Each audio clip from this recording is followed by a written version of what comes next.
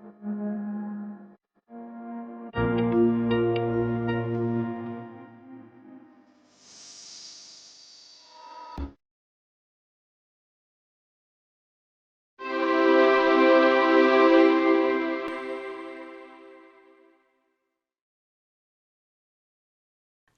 to safe, secure, and affordable housing is a fundamental human right.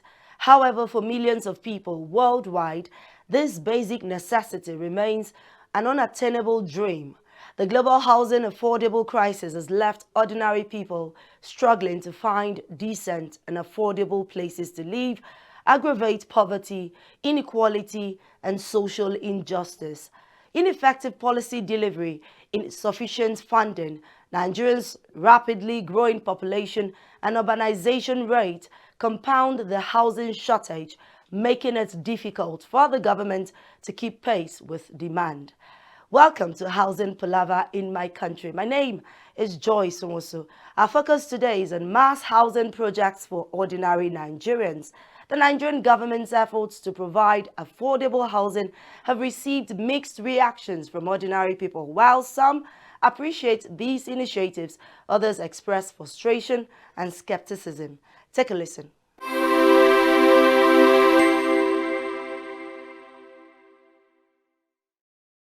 They should get a place where they can build houses for people, or get a place where they can sell cheaper land, then make make designs for little houses like a one-bedroom flat and all these things. If you want to build a house for the masses and you're building 3-bedroom flats, 4-bedroom, who do you think somebody living in Maraba or Nyanya will go and stay in that car? How will you even pay for it? So that is what I see. Housing in some area, housing is not that affordable. Like in this estate, not just a just man cannot just come here and say he wants to get a house. So I think in the level of maybe providing houses, they should bring the price down so that it can be easy for both the poor and the middle class people to be able to have access to a befitting houses. That is my own opinion. What they can do is to budget for it and follow up to ensure that they make that provision realistic. It's not what we read on newspaper and social media or something. We have to ensure that it is done, and the citizen also will have to appreciate that indeed government is doing something. And even when they provide, even the little they provide, it's not affordable. It's not affordable to the common man. It's out of the reach of the common man. So the government will really need to bridge the gap. The gap is too wide. The government have not done anything in respect of that. As I'm talking to you, you see a lot of people suffering. Like now you see our politicians, they will build estates and abandon it. They will travel to abroad. You see people sleeping. When you go to the estate, you see that grasses have grown up, cover all the building, houses. Meanwhile, people are suffering in Abuja. Even pay house rent here, you see many people could not even afford to pay. The rate at which people are suffering in Nigeria is so alarming. So if it comes to housing, government he has not done anything, even 1 quarter in respect of that.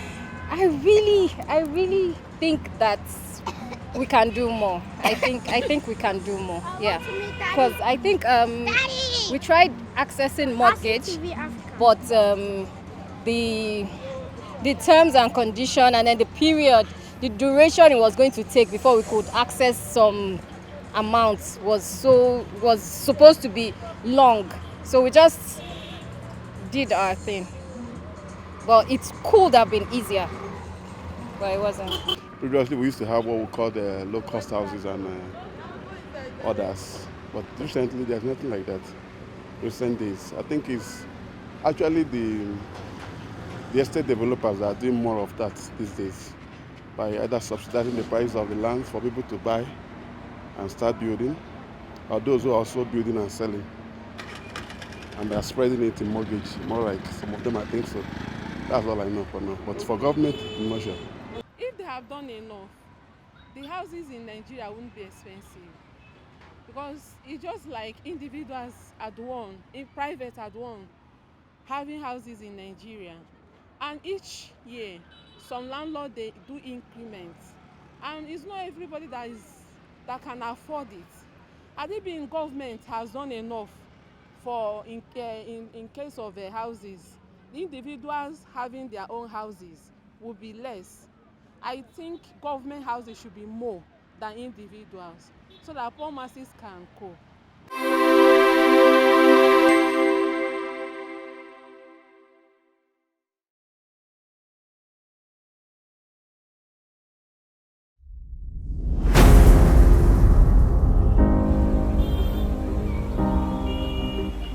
When the city is getting too loud, you need a home.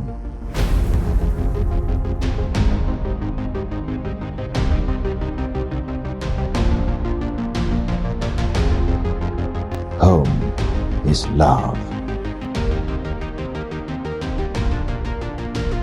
peace, and tranquility.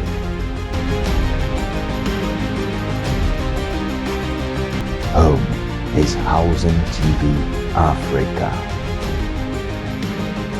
Housing TV Africa, your first in housing news. Welcome back. Nigerians face significant economic challenges with rising cost of living, inflation, and limited job opportunities, making affordable housing a distant dream for many. With the latest seizure by the EFCC, its largest since inception, housing experts suggest that the federal government give the forfeited 753 units in the Lokogoma district of Abuja to low-income earners. Recently, the Nigerian Sovereign Investment Authority delivered 500,000 homes to low-income earners. The Nigerian government has made efforts to provide affordable housing for ordinary citizens in 2024. Now, here are some instances. The Renewed Hope Cities and Estates program. The government has been actively working on this program with 14 active construction sites nationwide, totaling 10,112 housing units. This initiative aims to address the national housing deficit and provide affordable housing options. Also, the National Urban Renewal and Slum Upgrade Program completed projects at 54 sites nationwide with 56 additional projects underway, focusing on improving essential infrastructure like water supply, solar-powered street lights, access roads, drainage systems, and waste management solutions. Similarly, the Federal Mortgage Bank of Nigeria Housing Loans. Now, these provides mortgage loans to Nigerians, including those in the informal sector, to enable them own homes. Also, stakeholder engagement meeting. Now, this is facilitated by the Federal Ministry of Housing and Urban Development to discuss the Strategic Regional Development Plan for the North Central Geopolitical Zone, aiming to reduce regional disparities. Similarly, the UN Habitat Partnership. Now, this has to do with Nigeria's government collaborating with UN Habitat to address urban development challenges with about $500,000 contribution to support multi-bilateral fund mobilization, advisory services, and technical capacity for housing and urban development. Now, many Nigerians currently struggle to afford basic necessities, with 83% of their income spent on food and groceries, 48% on transportation, and 38% on bills and utilities. Amidst these challenges, affordable housing remains a significant concern. Concerns about corruption and mismanagement of funds also undermine public confidence in government-led housing initiatives. We'll take a break here to speak to an expert whose thoughts will address issues around government subventions, building for the future, and what ordinary citizens can do in their pursuit of affordable housing.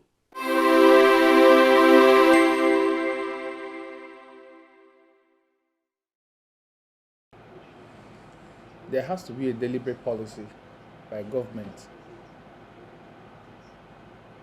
to encourage estate developers to provide mass housing that will be affordable to the generality of the public. So in terms of return on investment or it is basically not the responsibility of the developers to invest so much in affordable housing and get a little out of it. It has to start from what the government policy says. Because if you look at the cost of construction, the cost of building materials, the expertise, and all whatnot, you find out that it is going to be difficult to build a house and sell it below cost price. But when there's a deliberate policy by the government, like provision of infrastructure, provision of land, and making title easier, then the collaboration between the developers and the government to make housing affordable. But what we have seen in this climb is that there is no deliberate policy. The housing policies have not worked over a period of time.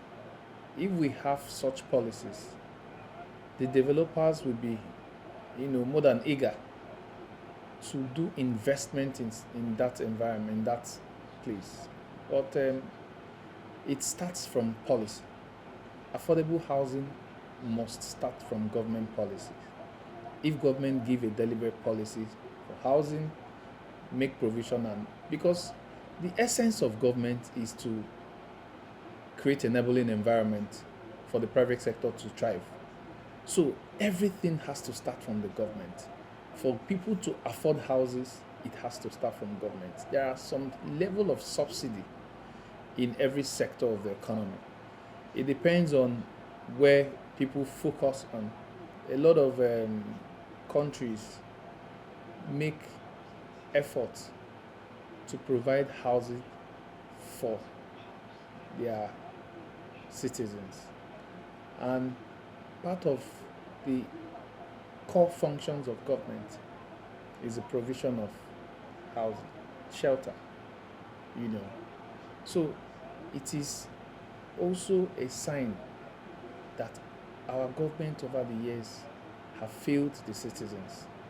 The issue is create policies, create enabling environment for private sector to enter into housing and provide houses that will be affordable to the middle class, basically. Because if you take, for instance, you look at policies that they created by the armed forces. Before now, you see that the majority of the retired officers and soldiers of the military, they go home and they die off in 2, 3, 4 years.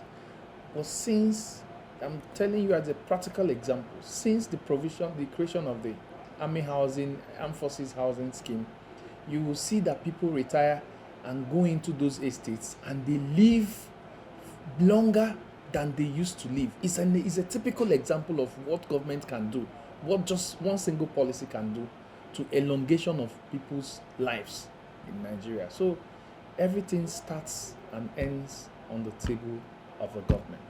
Like in FCT, for instance, there's a deliberate policy not to approve bungalows anymore.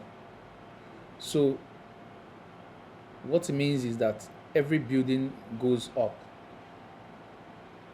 Like if you've been to other countries, China, Malaysia, Indonesia, some of those Asian countries, you will see that their houses go up to 20-something floors, 40-something floors, and all of them are there right in the metropolis. So there's nothing wrong with building affordable houses in the metropolis if the policies are right. However, because of the climate and the availability of land, it is better here in Nigeria to build outside the metropolis because the cost of land within the metropolis is usually high. So because people are not going up so much, then you will have to get land in a place where it is affordable outside the metropolis. and the major part of it now would have to be provision of infrastructure. If there is infrastructure in those environments, you would see that the houses, because affordable houses and mass houses are more like in numbers, it is more in numbers than the luxury houses. What you would use to produce houses in the metropolis, for like 20 houses, you can also use that in the outskirts to produce up to 100 houses. So when we talk about affordable houses, we're talking about mass housing. And mass housing, it is supposed to take within a particular demographic. And the moment we are able to take care of that middle class, then majority of the people that are remaining outside that bracket can afford houses anywhere for themselves. But the provision of land in the outskirts, I think, it will aid affordable housing.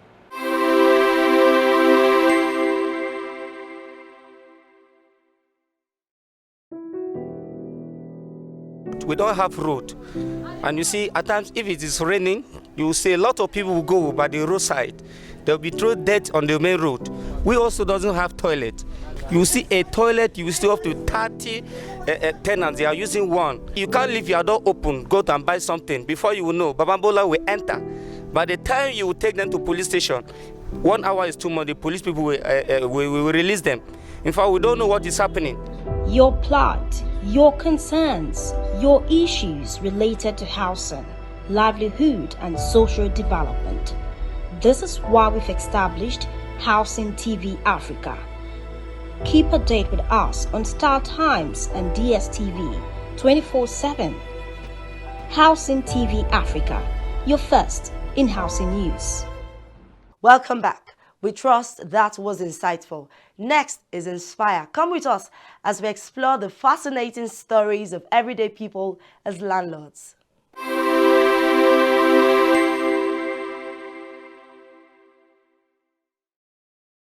I'm into this painting work like 20 years back now. So since I'm free, I thank God I'm landlord of myself. I have a 3-bedroom flat I'm staying now. So in Orozo here. So I thank God because it's not easy. It's not easy because I started from the building from one block from background to the up. I thank God for today that God has done it for me. I thank God for a wife where God give me because his support without our support I can't achieve what I achieve today. So she helped me a lot, and I'm continue struggling. So I thank God, say God answered the prayer from the day one. I bought the land with the little that I'm saving. So when I got the land, it's one of my friends that sell the land for me beside his own. So I thank God, say when I achieved the land, so I started the foundation small till today. With my struggling, I just want to advise some many men nowadays. You know, this nowadays, nobody want to learn work now. All this Baba Jebu, all this Lotto, Niger bet, we don't have we will not let anybody to serious with what is doing. But handwork is very good. It's very good. It's very important in life. So from there you can achieve what you achieve. And to be carrying all this evil focus you are doing, smoking, carry bad, follow with bad boys, bad friends, humanizing, they can mislead you. So they can mislead you. By doing that, I'm doing sure that maybe you can achieve, but one will have focus on what you are doing. But But I thank God for life. This is a painter work. I achieve what I have today. Glory be to God.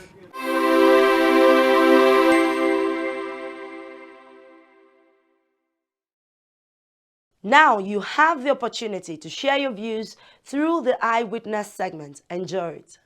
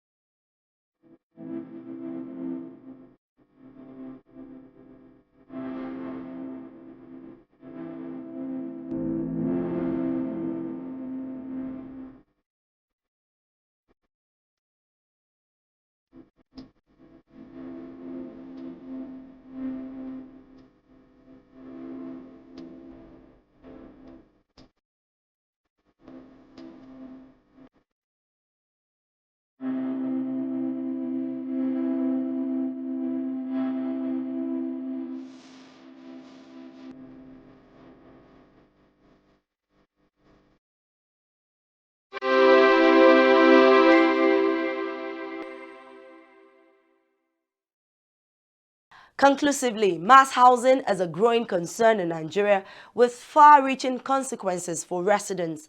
Low-cost housing is an essential solution to address these crises, providing shelter for low and medium-income families, individuals, and vulnerable populations. Affordable housing not only improves living conditions, but also boosts economic productivity, enhances community development, and promotes social cohesion. We've come to the end of the show today on Housing Palava in my country. Do like, share, and follow us on all our social media platforms at Housing TV Africa. My name is Joyce Nwosu. See you next time.